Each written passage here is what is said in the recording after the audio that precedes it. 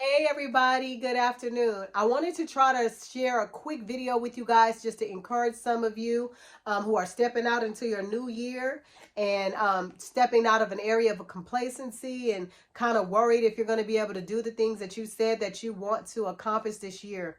God sent me to give you a word, and he told me to say, this is what he told me.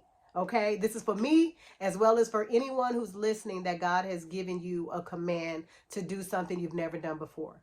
He told me, he said, everybody is not getting out of the boat, so you walk on the water with me. So I want to encourage you that you might be in a place and surrounded by people who don't understand what God has told you to do. You might be surrounded by your own fears and thoughts of you can't do what God called you to do or what he's speaking you to do. But God wants you to know that everybody around you, you're not going to be able to ask people what to do in your old surrounding or in your surrounding because some of them haven't experienced him in this way yet. But he wants you to know that if he's called you to do it, you can do it. And you need to step out on the water by faith. So there's two different encounters of this story that I'm going to talk about today. I recommend you read both of them. Matthew 6:45 through 52, it actually omits Peter walking on the water. So I really want you to read that because sometimes the people telling a story omit certain things and people who, so I'm not going to go there because I don't know exactly why Mark didn't write about Peter walking on the water. Because to me, that's very important to know that a man walked on the water with Jesus, but he omitted that. Okay. And so I'm going to read Matthew 14:22 through 33. You guys, excuse me for going fast. I'm trying to get this to you quick. So here it is. It says, immediately Jesus told the followers to get into the boat and go ahead of him across the lake. He stayed there to send the people home. After he sent them away, he went by himself to pray. It was late, and Jesus was there alone. By this time, the boat was already being hit by waves because the wind was blowing against it. Between 3 and 6 o'clock in the morning, Jesus came to them walking on the water. Okay, so he's just walking on the water like it's something he does all the time. When his followers saw that he was walking on the water, they were afraid. Ooh. And they said, it's a ghost. And they cried out to him in fear. They cried out in fear. But Jesus quickly spoke to them and said, have courage. It is I. Do not be afraid. So Jesus is doing something that's normal for him. And when Jesus is doing something that's normal for him, although it's supernatural for us. So we like, what are you doing? Oh, it's a ghost, because there's no way a man could do that, right? But we know we're not talking about just any man.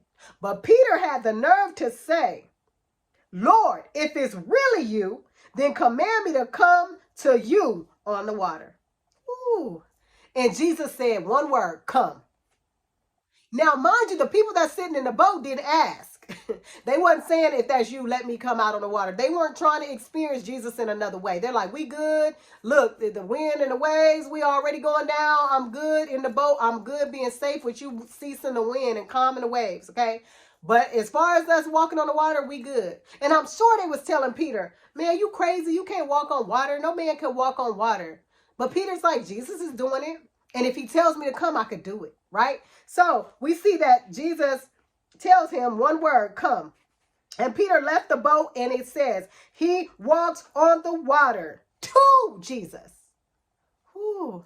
He walked on the water to Jesus. See, most of the time when we hear this story, we're like, Peter started to walk on the water. He looked at the wind and the waves, and he sank, and Jesus had to save him.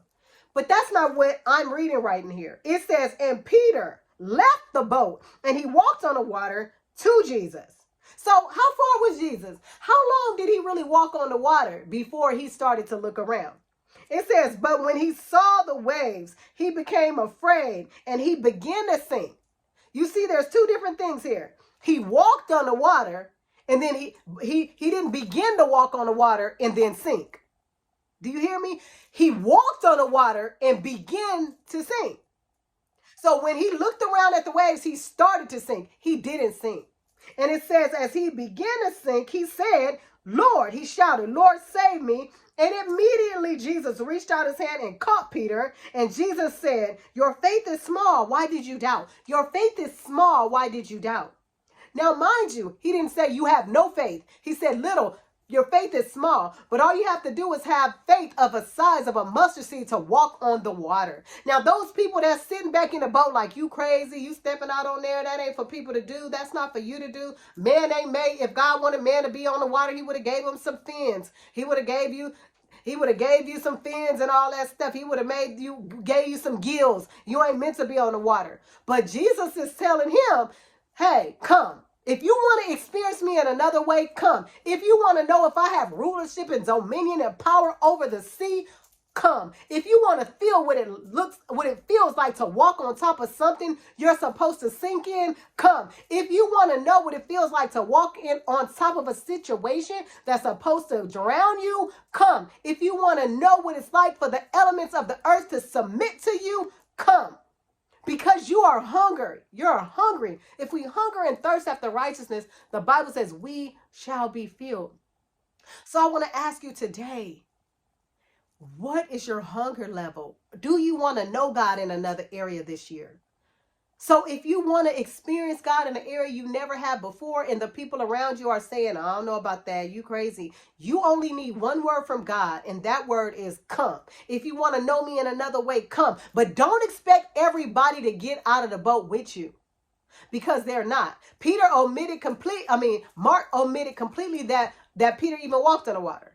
Sometimes people are not mad at you or necessarily jealous for you. Sometimes they just trying to protect you. Men ain't supposed to be walking on the water. Peter, we love you. We don't want to see you sink. We don't want to see you drown. We don't want to lose you. Just chill. Quit all this extra stuff of wanting to know more, wanting to walk on water, wanting to know God in this area, wanting to know God in that area. Chill out. Just chill where we are. He done already rebuked the winds and the waves. He done fed 5,000 with 2 fish. Ain't that enough for you? So I want you to understand that sometimes people around you, where they are is enough for them for right now. And they might not understand that Jesus gave you a word, come. They may not understand the hunger in you to know him in another way, come. So I want to encourage you today that quit looking around and expecting somebody to go before you on the water.